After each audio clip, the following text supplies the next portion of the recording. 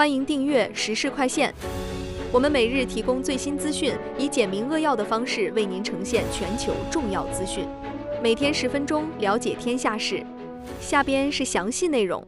1. 欧美将合作将乌克兰儿童从俄罗斯遣返。据乌克兰 RBC 电视台报道，欧美国家正在筹备一项史无前例的联合行动，旨在从俄罗斯境内营救被非法转移的乌克兰儿童。国际刑事法院已对此发出战争罪指控，认定俄方强制转移约 1.9 万名乌克兰儿童构成严重违法行为。美国国务院宣布将投入2000万美元专门用于儿童遣返工作。欧盟委员会承诺提供相应的外交和法律支持。这项拯救行动面临巨大挑战，因为许多儿童已被强制改变身份认同，接受所谓的爱国主义教育。相比卡塔尔此前成功调解的零星案例，欧美主导的大规模遣返行动显得更加雄心勃勃，但困难重重。俄罗斯一意孤行地拒绝国际合作，让这些无辜儿童在异国他乡格外孤立。这场史无前例的国际儿童营救行动能否真正突破俄罗斯的政治阻挠？儿童权益专家认为，尽管面临巨大政治和法律障碍，国际社会的联合施压可能迫使俄方在人道主义问题上做出让步。2. 澳大利亚扩大青少年社交媒体禁令，将 WhatsApp、Roblox、Reddit 和 Discord 纳入其中。据澳大利亚广播公司报道，澳大利亚监管机构正式宣布将 WhatsApp、Reddit、Discord 和游戏平台 Roblox 等10多个平台纳入16岁以下用户社交媒体禁令清单。这项全球最严厉的社媒管制法案已于11月在联邦议会通过，将从2025年生效实施。违规平台最高可面临4950万澳元的巨额罚款。科技巨头必须建立年龄验证系统，防止未成年人注册。澳政府声称此举旨在保护青少年心理健康，但遭到科技公司和人权组织的强烈反对。相比其他国家的温和管制措施，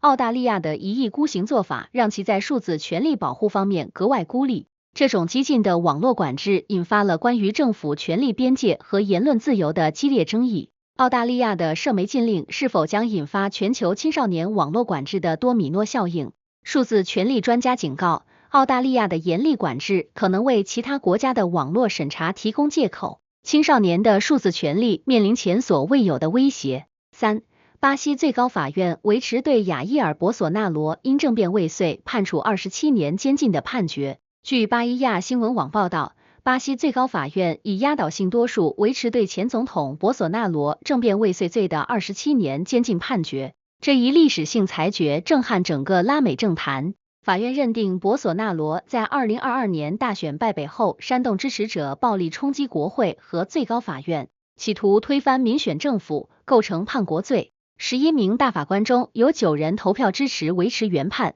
仅2人表达异议。博索纳罗被剥夺政治权利至2030年，彻底断绝其政治复出的可能。这种严厉制裁在拉美民主化进程中极为罕见，体现出巴西司法机构对民主制度的坚决捍卫。相比美国对特朗普类似行为的宽松处理，巴西的铁腕做法显得格外突出。博索纳罗一意孤行的威权倾向让其在国际民主阵营中格外孤立。巴西对前总统的严厉制裁是否将成为拉美国家维护民主制度的重要先例？政治学专家认为，巴西的强硬立场将对拉美地区的威权主义政客产生强大震慑效应，有助于巩固该地区的民主治理传统。4. 李在明总统在联合国大会上宣布恢复大韩民国的真正民主。据参考消息报道，2025年9月22日，韩国总统李在明在纽约联合国大会期间发表讲话，宣布将恢复大韩民国的真正民主。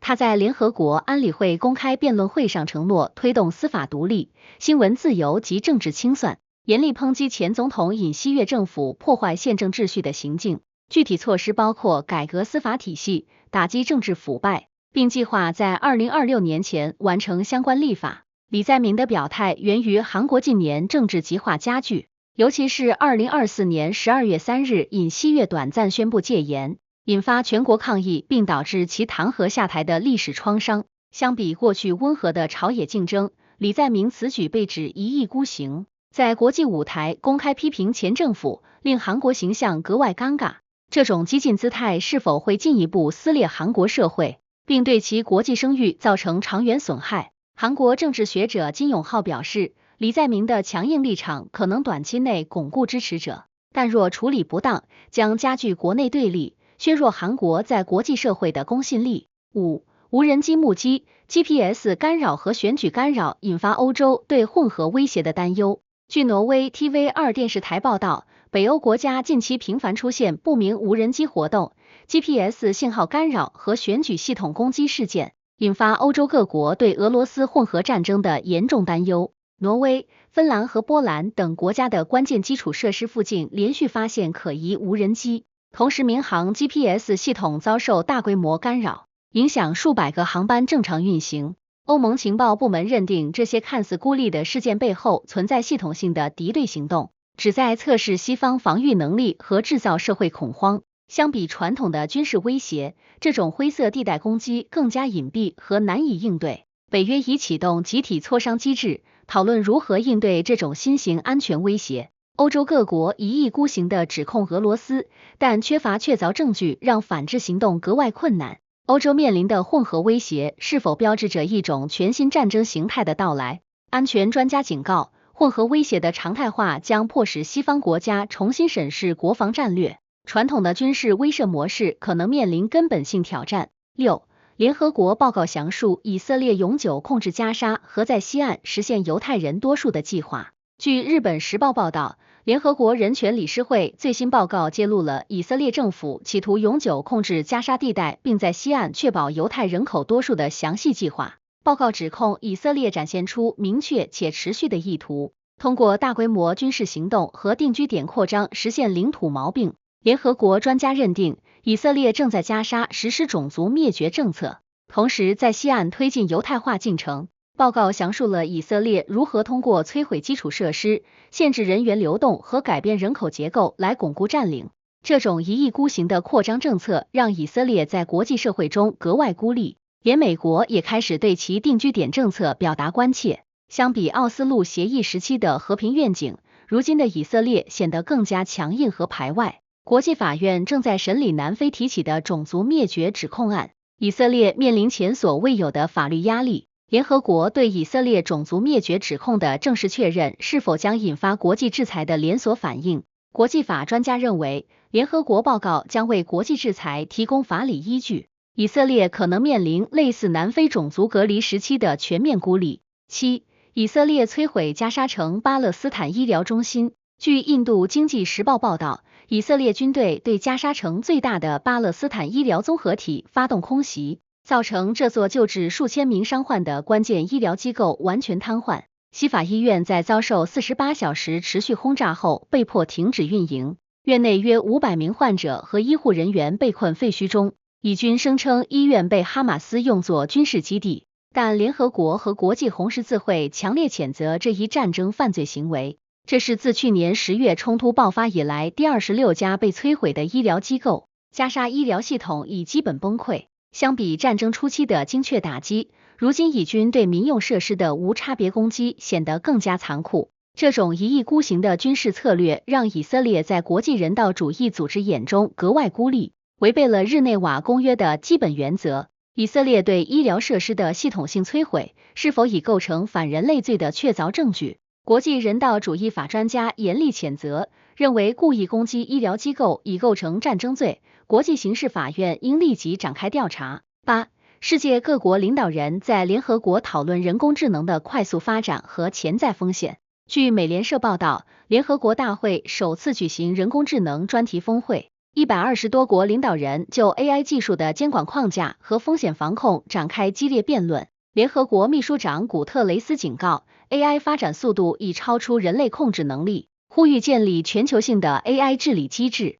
美中两国在 AI 军事应用问题上分歧严重，欧盟提出的 AI 权利法案获得多数发展中国家支持。会议重点讨论了 AI 在深度伪造、自主武器和就业替代方面的威胁，各国一致同意需要紧急行动。然而，在具体监管措施上，各国立场分化严重。发达国家主张技术自由，发展中国家要求平等准入。这种一意孤行的利益博弈让全球 AI 治理格外困难，国际合作机制面临严峻考验。联合国 AI 峰会能否真正建立有效的全球人工智能治理体系？科技政策专家认为，缺乏约束力的国际协议难以应对 AI 技术的快速发展，各国仍需在国内法律层面加强监管。9. 阿里巴巴发布 Qwen3 Max AI 模型，参数超万亿。据印度教徒报报道，阿里巴巴正式发布 Qwen3 Max 预览版，这是首个突破万亿参数规模的中文大语言模型，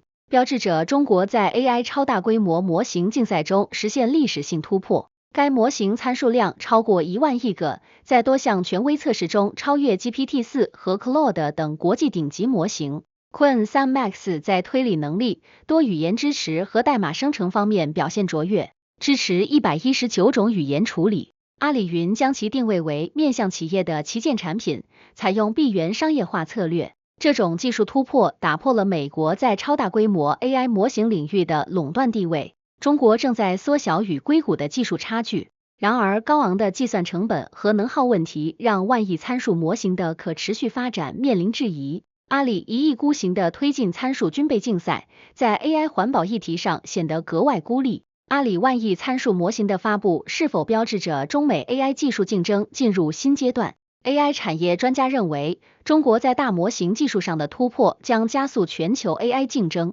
但参数规模的盲目扩张可能偏离 AI 发展的正确方向。10. 美国国务卿卢比奥称，特朗普帮助结束印巴敌对状态。据印度经济时报报道，美国新任国务卿马可·卢比奥在国会听证会上声称，特朗普总统已成功调解印度和巴基斯坦长达75年的敌对关系。这一表态在南亚地区引发震动。卢比奥称，特朗普通过个人魅力外交说服两国领导人放下历史仇恨，但他未提供任何具体的和解协议细节。印巴两国官方均未证实存在任何正式和解进程。克什米尔争端和恐怖主义问题依然是双方关系的核心障碍。这种夸大其词的外交表态让国际社会对美国新政府的可信度产生质疑。相比此前几十年国际社会调解印巴关系的谨慎努力，特朗普政府的乐观表态显得过于轻率。卢比奥一意孤行的虚假宣传让美国外交部门在国际媒体中格外尴尬。美国政府对印巴关系的过度乐观评估是否会损害其在南亚的调解公信力？南亚问题专家认为，在缺乏实质性进展的情况下，过早宣布外交胜利，可能让美国在未来的地区调解中失去中立地位。11. 特朗普对乌克兰的新立场可能对普京构成挑战。据澳洲广播公司报道，美国前总统唐纳德·特朗普近日对乌克兰冲突一改常态，立场出现重大转变。他在社交平台发帖称，相信乌克兰有能力收复所有被俄罗斯占领的领土，并公然将普京称为纸老虎。这一表态与其竞选期间主张的24小时内结束战争形成鲜明对比，也与此前对乌克兰援助的质疑态度大相径庭，显示其外交策略的巨大调整。这对未来美俄关系以及乌克兰战后重建将产生什么长期影响？国际政治专家分析称，特朗普此举可能是为了在大选中争取更多选民支持，其言论或将增加乌克兰的谈判筹码，但同时也可能使地区冲突更趋复杂化，难以预料其对国际安全局势的深层冲击。12. 几内亚宪法公投以近90%支持率通过，为军政府领导人竞选总统打开大门。据法国《世界报》报道，几内亚日前举行宪法公投，军政府提出的新宪法草案以高达 89.5% 的支持率通过。此举为2021年发动政变推翻民选总统阿尔法孔代的军政府领导人马马迪·敦布亚参选总统铺平了道路，打破了军政府成员不得参选的过渡宪章限制。公投结果引起国际社会强烈关注，被批为一意孤行，与军政府此前承诺的民主过渡背道而驰。这一事件将对西非地区脆弱的民主化进程产生何种示范效应？非洲问题专家指出，此次公投的成功可能鼓励该地区其他国家的军事领导人效仿，通过修改宪法来巩固权力，从而使西非陷入宪法政变的循环，对地区稳定构成严重威胁。13. 布达佩斯备忘录失败后，乌克兰建立新安全架构。据乌克兰真理报报道，在俄罗斯入侵后，乌克兰正积极寻求建立新的安全架构，以取代其在1994年签署的布达佩斯安全保障备忘录。当时，乌克兰以放弃前苏联遗留的核武库为代价，换取俄、美、英三国的安全保障。然而，俄罗斯的入侵彻底撕毁了这一承诺，使得该备忘录形同虚设。乌克兰在历史上面临前所未有的孤立和背叛。新架构的构建旨在建立更可靠的伙伴关系，以对抗未来的威胁。这一新安全架构的建立将对全球不扩散核武器条约体系产生什么长远损害？国际关系学者普遍认为，乌克兰的经历向世界传递了危险信号，放弃核武器以换取安全保障的模式并不可靠，这可能削弱未来国际核裁军的公信力，促使更多国家倾向于保留或发展核武，以自保应对地缘政治冲突。14. 中国总理李强放弃世贸组织发展中国家地位，以增强在全球南方的影响力。据日本富士新闻网报道，中国总理李强日前在一次高级别会议上宣布，中国在当前和未来的世界贸易组织 WTO 谈判中将不再寻求新的特殊和差别待遇。这一决定标志着中国在全球贸易体系中扮演的角色发生重大转变。此举被视为中国为应对来自美国等西方国家的长期压力，以及推动中美贸易关系取得进展所做出的积极让步，旨在以更负责任的大国姿态，增强其在全球南方的影响力和号召力。此举将如何重塑全球贸易格局，并对发展中国家的未来发展产生影响？经济学家分析，中国放弃部分发展中国家特权，有助于缓解与发达国家的贸易摩擦，增强其国际声誉。同时，此举也为其他新兴经济体树立了榜样，可能促使他们重新审视自身在国际多边组织中的定位，从而推动全球贸易体系向更公平、更具包容性的方向演进。15. 巴基斯坦教科书将2025年5月与印度的冲突描述为胜利。据印度金钱控制网报道，巴基斯坦教科书正在修订历史，将2025年5月与印度发生的边界冲突描述为一场辉煌的胜利。报道指出，尽管这场冲突造成了双方平民伤亡和军事损失，巴方教科书却选择性地突出了其击落印度无人机等细节，以强化其民族主义叙事。这一行为被印度方面视为歪曲历史、煽动仇恨，将导致两国本已紧张的关系进一步恶化。这种单边、英雄化的历史叙述将对印巴地区未来的和平进程带来何种阻碍？南亚问题专家指出，历史教科书是塑造国民认知的关键工具。巴基斯坦的此番举动，无疑是在新一代人心中播下仇恨的种子，加剧两国人民之间的不信任，使得未来的和平对话和信任重建变得格外艰难，并可能导致冲突的螺旋式升级。16. 活动人士报告称，加沙援助船队遭遇爆炸和无人机袭击。据爱尔兰时报报道，一支驶向加沙地带的国际援助船队在试图突破封锁线时遭遇爆炸和无人机袭击。该船队由活动人士发起，旨在为深陷人道主义危机的加沙运送急需的物资。此次袭击造成多艘船只受损，部分船员受伤，这无疑是对国际救援努力的公然挑战。这一事件格外凸显了加沙地带局势的严峻性，国际援助通道仍然脆弱且面临巨大风险。这一事件将如何影响国际社会对加沙人道主义援助的信任和参与意愿？人道主义专家指出，此类袭击事件无疑会产生寒蝉效应，让更多援助组织望而却步，加剧加沙地带的物资短缺。这迫切需要国际社会建立更安全、更有效的监督机制，以确保人道援助能够不受阻碍的抵达。17. 特朗普政府叫停海上风电项目，威胁数百万人的就业和电力。据英国卫报报道，美国前总统唐纳德·特朗普的政府已下令叫停多项海上风电项目，威胁数百万人的就业和未来的电力供应。这一决定被批评为一意孤行，与全球可再生能源发展趋势背道而驰。此举是对拜登政府此前大力推动的绿色能源政策的全面否定，导致美国在应对气候变化和能源转型上的努力面临巨大挫折，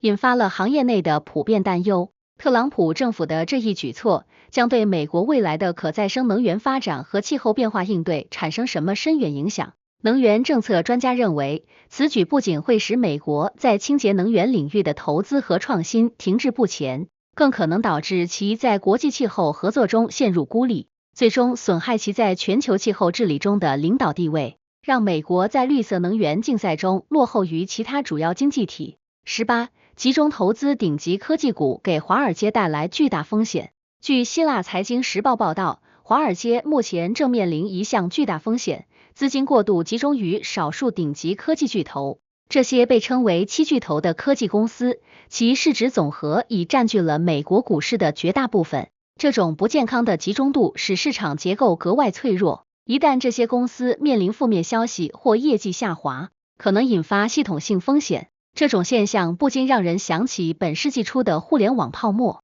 当时少数科技股的崩盘导致了整个市场的崩溃。这种过度集中的市场结构将如何影响普通投资者的财富安全和金融市场的稳定性？金融分析师指出，由于大部分指数基金都高度依赖这些科技股，一旦市场出现大规模回调，普通投资者的资产将首当其冲，面临严重缩水。这表明市场的繁荣并非基于广泛的经济增长，而是建立在少数公司的单一基础之上，隐藏着巨大的不确定性。19. Climate Trace 使用卫星和人工智能追踪2500个城市的烟尘污染源。据加拿大 CTV 新闻报道，由前美国副总统戈尔共同创立的 Climate Trace 组织，正利用卫星技术和人工智能 AI 工具，追踪全球2500多个城市的烟尘污染源。该系统能够以前所未有的精确度识别并量化排放，为全球气候治理提供了独立、可信的数据。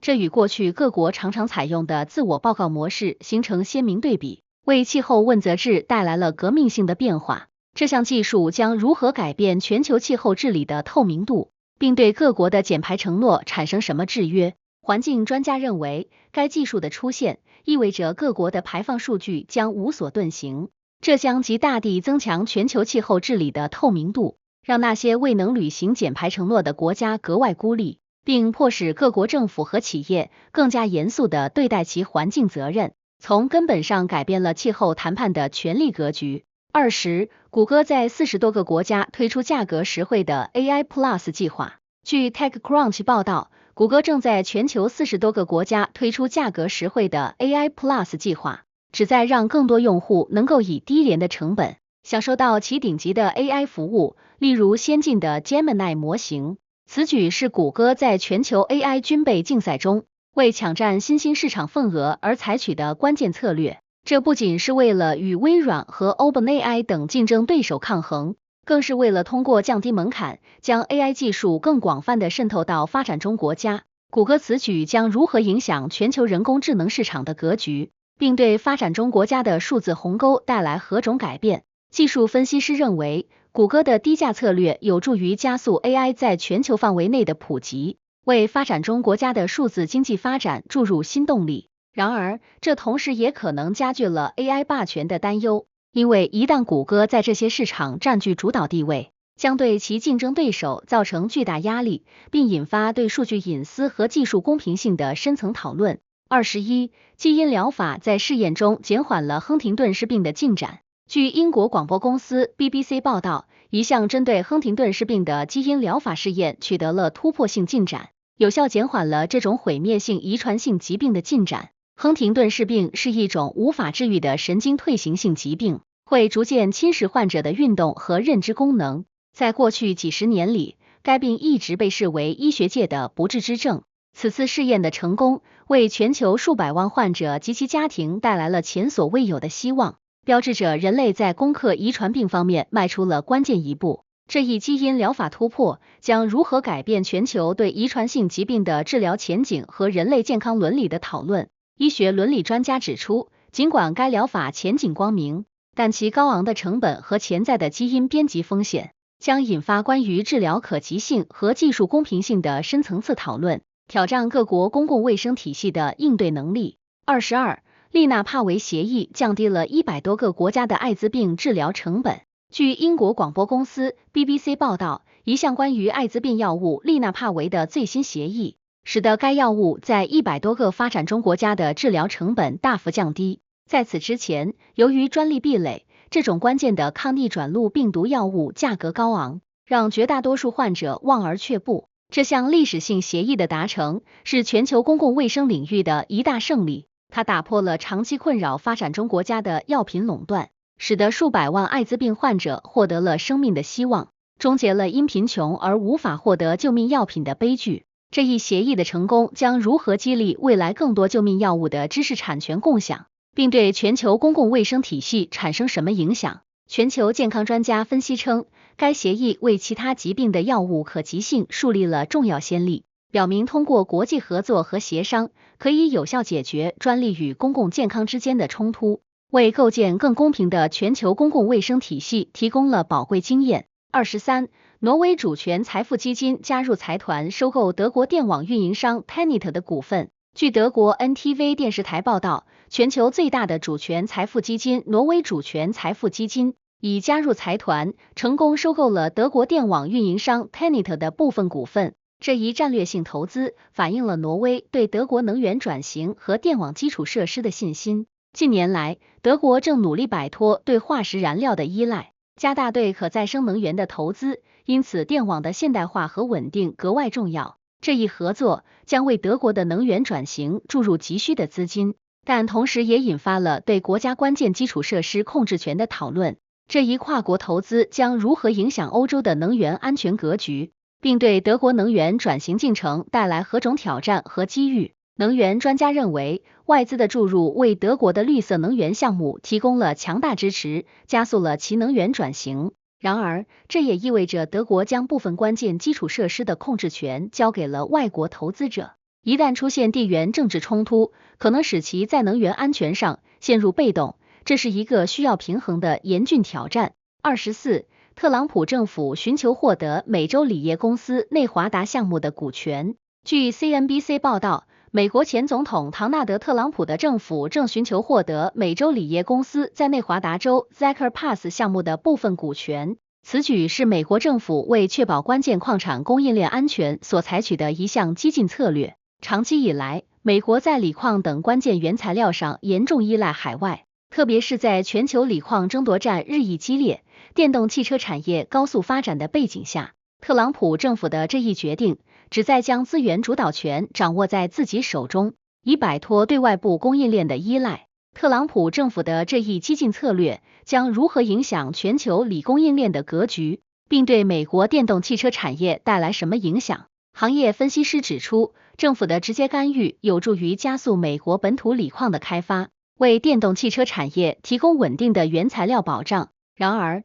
这也可能引发其他国家效仿，加剧资源民族主义，导致全球锂矿市场的分裂和贸易保护主义，从而使全球锂矿供应链变得更加复杂和脆弱。25. SpaceX 为 NASA 和 NOAA 发射3艘航天器，用于研究太阳。据印度经济时报报道，美国太空探索技术公司 SpaceX 成功为美国国家航空航天局 NASA 和国家海洋和大气管理局 NOAA 发射了3艘用于研究太阳的航天器。此项任务的成功，再次证明了以 SpaceX 为代表的私营航天公司在国家级太空探索任务中正扮演着越来越重要的角色。这与过去由政府主导一切航天项目的模式形成鲜明对比，标志着航天产业正在从传统的政府垄断向更高效的公司合作模式转变。商业航天公司在国家级科学任务中扮演越来越重要的角色。这对全球太空探索的未来意味着什么？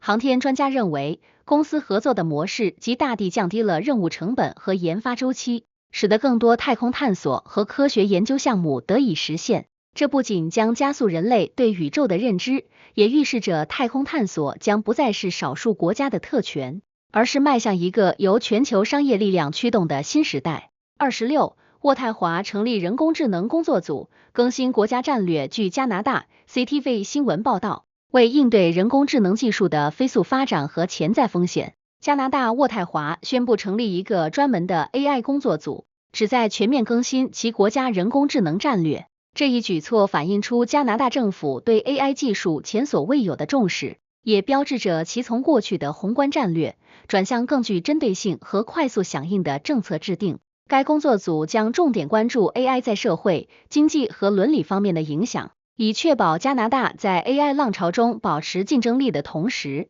也能妥善应对其带来的挑战。此举将如何影响加拿大在全球 AI 竞赛中的地位，并对技术伦理和就业市场产生什么影响？技术专家指出，加拿大此次的快速反应有望帮助其在 AI 治理领域抢占先机，成为全球 AI 伦理和安全标准的制定者。然而，如何在鼓励创新的同时进行有效监管，将是其面临的长期挑战，特别是如何解决 AI 技术对传统就业市场的冲击问题。27. 先前已承诺入境的阿富汗人成功申请进入德国。据德国 NTV 电视台报道，一批此前已获得德国政府承诺的阿富汗人，在漫长的等待后，终于成功抵达德国。这些人曾是德国政府在阿富汗的雇员或具有特殊身份的合作者。在塔利班政权重新掌权后，他们的生命面临严重威胁，但由于繁琐的官僚程序，他们一度被困在阿富汗。此次成功入境，标志着德国政府兑现了其人道主义承诺，也为全球各国处理阿富汗难民问题提供了积极范例。此次成功入境将如何改变全球对阿富汗难民接收政策的看法，并对德国国内的移民问题产生何种影响？移民问题专家认为，虽然这批阿富汗人的成功入境是个好消息，但它仍只是全球阿富汗难民困境中的一个孤立案例。它可能缓解德国政府面临的部分舆论压力，但无法从根本上解决欧洲国家在难民安置问题上普遍面临的政策分歧和政治冲突，也难以改变公众对移民问题的复杂认知。28. AI 智能绷带使伤口愈合速度加快 25%。据科学日报报道，一项突破性的 AI 智能绷带技术在临床试验中被证实能将伤口愈合速度加快 25%。这种绷带内置了微型传感器和 AI 芯片，能够实时监测伤口愈合过程中的各项指标，如温度、湿度和酸碱度，并根据数据调整治疗方案。与传统的被动式伤口护理相比，这种主动、智能化的技术极大地提高了治疗效率。这一创新被视为医疗技术领域的重大飞跃，特别是对于糖尿病患者或慢性伤口患者而言，更是带来了前所未有的希望。这种结合了 AI 的医疗技术将如何改变未来的医疗护理方式，并对远程医疗和急救领域带来什么影响？医疗技术专家分析 ，AI 智能绷带的广泛应用，有望将医疗护理从医院带到家庭，实现远程监控和个性化治疗。它不仅能减轻医护人员的负担，还能大幅降低治疗成本，尤其是在急救和偏远地区，将极大地提升医疗服务的可及性和效率。29. 气候变化导致物种分布范围改变，德克萨斯州出现杂交松鸦。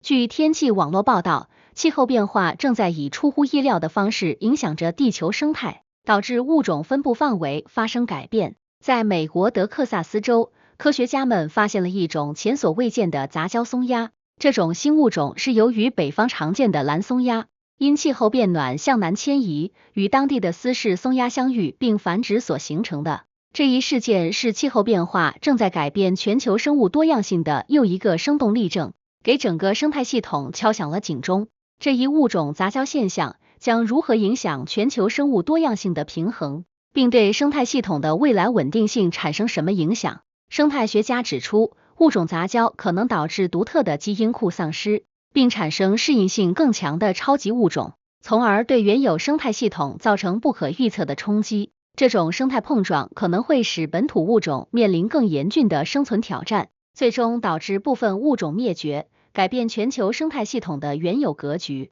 30. 哈萨克斯坦愿主办乌克兰与俄罗斯的和平谈判。据乌克兰真理报报道，哈萨克斯坦已表达了愿意在哈萨克斯坦首都主办乌克兰与俄罗斯之间和平谈判的意愿。此项提议是俄乌冲突爆发以来，继土耳其之后又以中亚国家主动充当中立调停者的角色。哈萨克斯坦与俄罗斯关系密切，但同时与乌克兰保持着外交联系，这使得其有望成为一个理想的谈判地点，为寻找外交解决方案提供了一个全新的平台，避免了在欧洲国家进行谈判时可能面临的偏见和立场分歧。哈萨克斯坦的这一提议将如何影响中亚地区在地缘政治中的角色，并为俄乌冲突的和平解决带来何种新契机？国际关系学者分析称，如果谈判得以在哈萨克斯坦举行，将极大地提升该国在中亚和全球地缘政治中的影响力，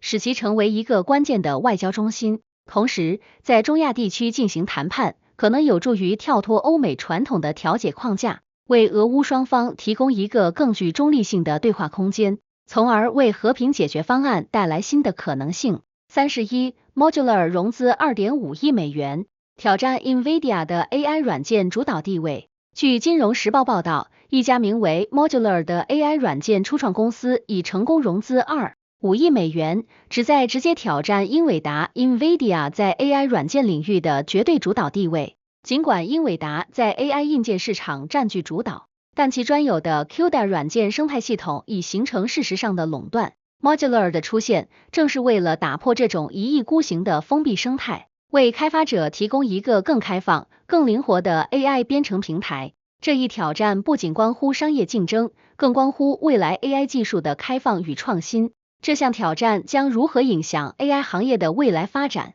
并对芯片制造商和软件开发者带来何种影响？行业分析师认为 ，Modular 的成功有望推动 AI 软件生态走向开放，降低新进者的技术门槛，从而加速整个行业的创新步伐。但同时，英伟达的垄断地位根深蒂固 ，Modular 需要建立一个强大的社区，才能真正动摇其地位。32，谷歌在高通的支持下推进安卓个人电脑操作系统。据个人电脑杂志报道，谷歌正在与高通深度合作，共同推进一个基于安卓系统的个人电脑操作系统。此举旨在将安卓海量的应用生态引入桌面设备，直接挑战微软 Windows 和苹果 macOS 两大巨头长期以来的二元垄断。这一项目一旦成功，将极大地丰富 PC 操作系统的选择，尤其是在 ARM 芯片的加持下，有望带来更长的续航和更轻薄的设备，彻底改变我们对传统个人电脑的认知。谷歌此举将如何改变个人电脑市场的格局，并对 Windows 和 macOS 的主导地位构成什么威胁？技术评论员指出，尽管安卓在移动端取得了巨大成功，但桌面端的软件生态和用户习惯与移动端截然不同，挑战巨大。如果谷歌能解决这些难题，即将有机会开辟一个全新的市场，特别是在对移动办公和轻量级应用有需求的细分领域，成为一股不可忽视的力量。33，特朗普政府将化疗药物改用于治疗自闭症，令专家感到惊讶。据美联社报道，美国前总统特朗普的政府在没有进行充分临床试验的情况下，将一种化疗药物苏拉明改用于治疗自闭症，令医学界和专家们感到惊讶。这一决定打破了标准的药物审批和科学验证流程，引发了广泛的质疑和担忧。这种缺乏科学依据的激进行为，不仅对患者的健康构成潜在风险，也动摇了公众对政府医疗决策的信任基础。这种缺乏科学依据的医疗干预，将对公共卫生政策和科学界带来什么长远影响？医疗伦理专家指出，政府绕过科学程序的做法，可能开创一个危险的先例，削弱以证据为基础的医疗决策体系，这将损害科学的权威性，并可能鼓励更多不负责任的医疗行为，对公众健康造成难以挽回的损害。34，古墓丽影中的人工智能语音克隆引发就业担忧。据奥兰多哨兵报报道，随着新一代古墓丽影游戏项目宣布将采用人工智能 AI 语音克隆技术，引发了配音演员群体的集体担忧。这项技术能够通过学习人类语音，生成逼真且情绪丰富的对话，从而取代人工配音。这一事件凸显了 AI 技术对创意产业的无情渗透，威胁到成千上万配音演员的生计。技术与艺术的冲突在这一刻变得格外尖锐。人工智能对创意产业的渗透将如何改变艺术家的职业前景，并引发哪些版权和伦理困境？行业专家认为 ，AI 语音克隆技术将彻底改变配音行业的商业模式，迫使配音演员寻求新的价值定位。同时，这也将引发关于声音肖像权和知识产权的复杂法律问题。如何在技术进步和艺术家权益之间找到平衡，成为一个全球性的难题。35， Instagram 用户数突破30亿，正在测试新的动态控制功能。据 TechCrunch 报道，社交媒体巨头 Instagram 的用户数量已突破30亿大关，并正在测试全新的动态控制功能。此前 ，Instagram 的算法推荐机制一直因黑箱操作而饱受诟病，许多用户抱怨自己的信息流被不相关的广告和内容绑架。此次测试的新功能旨在将更多控制权交还给用户，允许他们自主选择和过滤内容。这标志着 Instagram 在用户规模达到顶峰后，开始重视用户体验和个性化需求。Instagram 的用户规模和功能调整将如何影响全球社交媒体市场的竞争格局，并对用户数据隐私带来何种挑战？社交媒体分析师指出， Instagram 此举旨在巩固其在市场上的领先地位，通过提升用户满意度来应对来自 TikTok 等竞争对手的挑战。然而，面对如此庞大的用户数据，如何确保数据隐私和安全，将是其未来发展中不得不面对的严峻挑战。36，科学家警告称，地球9个关键行星边界中的7个已被跨越。据瑞典每日新闻报报道，一个由国际顶尖科学家组成的团队发出警示警告，指出地球9个关键的行星边界中，已有7个被人类无情地跨越。这些边界代表着地球生态系统能够维持稳定的安全红线，包括气候变化、生物多样性丧失和淡水资源利用等。此项研究更新了此前的数据，表明人类对地球生态的压力正以惊人的速度加速。人类跨越这些关键生态红线，将对地球的宜居性产生什么不可逆转的后果，并对未来的世代带来何种生存挑战？气候专家表示，跨越这些边界意味着地球生态系统正从稳定状态转向不可预测的新状态，可能导致极端气候事件、物种大灭绝和资源枯竭等连锁反应，使地球的宜居性格外脆弱，对人类文明的存续构成根本性威胁。37，中国国务院总理李强代表中国出席联合国大会，习近平则代表中国出席国际事务。据美联社报道，中国国务院总理李强近日代表中国出席了联合国大会等重要国际活动。这一安排与过去几年习近平主席亲自出席几乎所有重大国际场合的做法形成鲜明对比。此举被外界解读为中国外交模式的一次新尝试，旨在向世界展示更具层次感和立体感的领导团队，而非仅仅依赖一位领导人。这一转变或将使得中国在国际舞台上的外交风格更加灵活和多变。中国外交角色的这一转变将如何影响其在全球舞台上的形象，并对国际关系带来什么新的动态？国际关系学者分析称，这种分工协作的外交模式有助于中国在更多领域与国际社会进行更广泛的接触，同时也能有效管理外部预期。但如何确保不同外交层级的表态一致，避免给外部造成困惑，将是这一新模式面临的挑战。38，乌克兰使用无人机袭击俄罗斯港口城市和石油基础设施。据比利时晨报报道，乌克兰已利用无人机对俄罗斯的港口城市和石油基础设施发动了多次袭击。这些深入俄罗斯境内的攻击，标志着乌克兰军事战略的重大转变。在战争初期，乌克兰主要处于被动防御状态，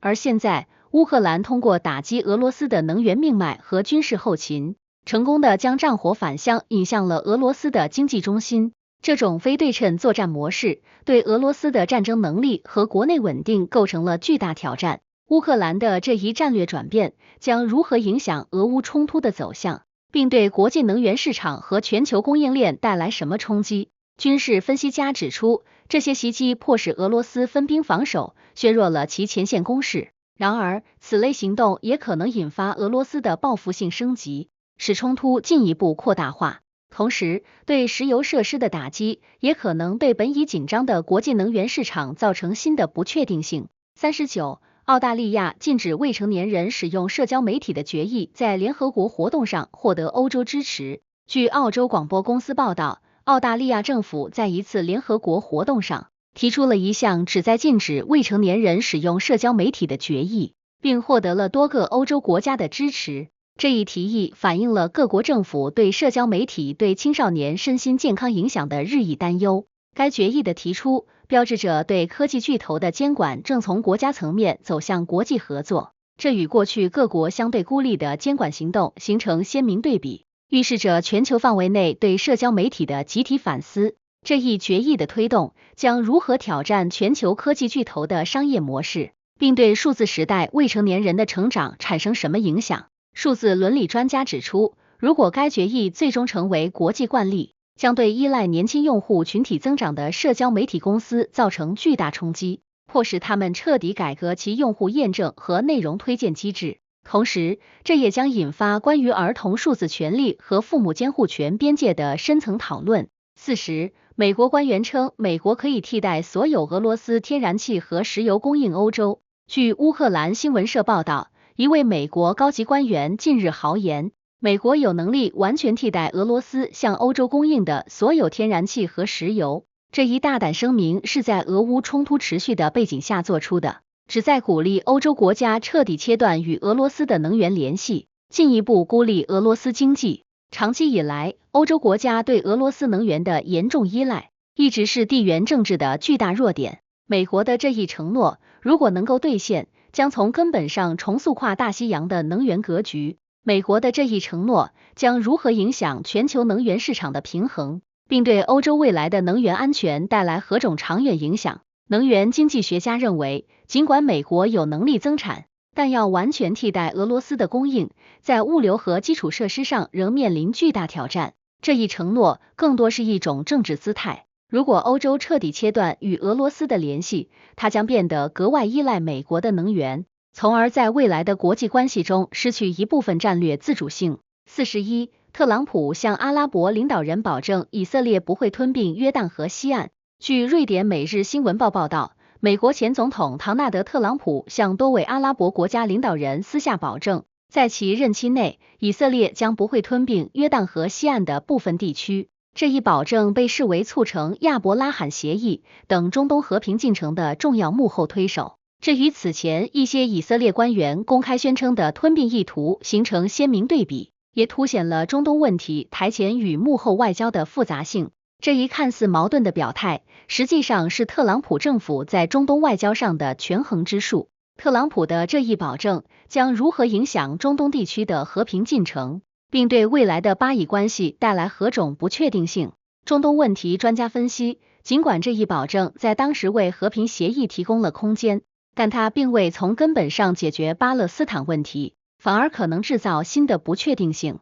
如果以色列最终选择推进吞并计划，可能会彻底摧毁巴勒斯坦人对和平的希望，加剧地区的紧张和冲突，导致和平进程功亏一篑。42，低剂量阿司匹林可降低 PIK 三通路突变患者的结直肠癌复发。据印度经济时报报道，一项突破性的医学研究发现，低剂量的阿司匹林可有效降低携带 PIK 三通路突变的结直肠癌患者的癌症复发风险。这项研究标志着癌症治疗正从传统的一刀切模式转向精准医疗的新时代。通过基因检测，医生可以识别出对阿司匹林有反应的特定患者群体，从而为他们提供个性化且更有效的治疗方案。这一发现为未来的癌症治疗和预防提供了全新的思路和方向。这项医学发现将如何推动癌症治疗进入个性化时代，并对未来的药物研发和临床实践带来什么影响？